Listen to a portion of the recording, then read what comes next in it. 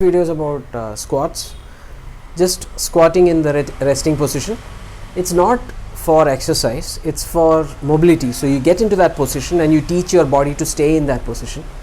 So the best way to do it is to just squat on the floor, free squats, what we call an Asian squat. Most people can't do that, so you need an assistance of some sort.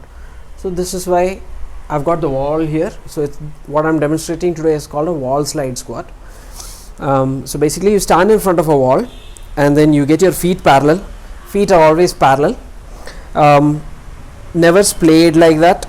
You get your feet parallel, shoulder width, and then lean back against the wall like that.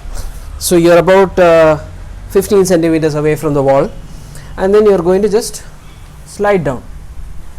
Now in this position, my back is fully touching the wall. There's no gap between it, so my back is completely flat. There's no curve in between that's letting any air pass through in between. You can't see it in the video, but you'll have to take my word for it. So you get into this position. You can get your hands in here, but I'm going to get my hands out here so that you can see my stomach. Now here's the exercise part. You get into this position and then you breathe. Now when you breathe, I want you to breathe into your stomach.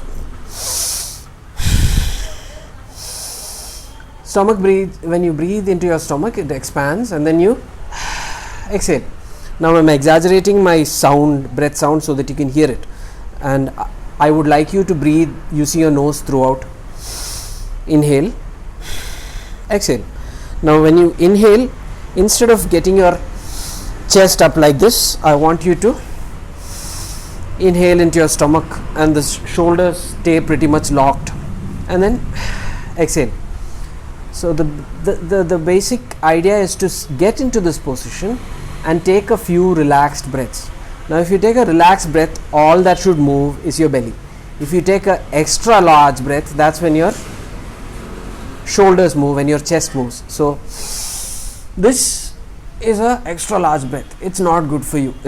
You can use it in emergencies, but it's not for regular breathing. For regular breathing, you need to inhale and exhale, and the movement is very little, so you can't see it very well in the video, but then when you breathe into your stomach, you should feel your stomach expanding and pushing against the inside and the front of your thighs.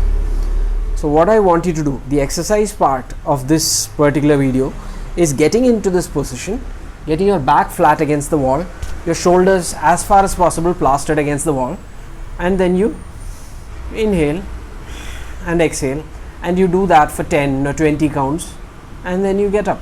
So if you can repeat that throughout the day, that will get your diaphragm moving. It will get your iliopsoas, the muscles that flex your hip, a little more pliable. They'll get a little more flexible and they'll work better. So it helps with the entire myokinetic chain. So it's not just for your back, it's not just for your hips. You get into this position, you breathe into your stomach and exhale.